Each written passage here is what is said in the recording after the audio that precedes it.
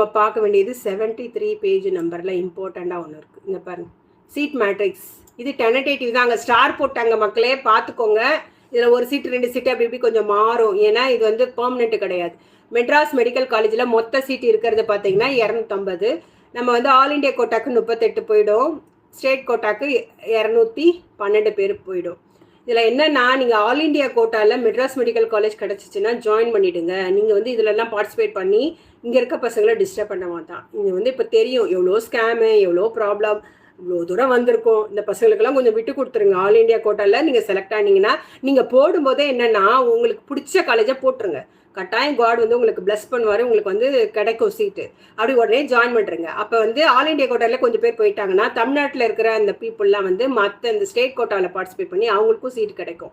ஒரு புண்ணியம் பண்ண மாதிரி தான் வச்சுக்கோங்களேன். மேபி அது ஒரு ஏழை மாணவனுக்காக கூட கிடைக்கலாம், இல்லை ரொம்ப ஆர்வம் உள்ள ஒரு மருத்துவ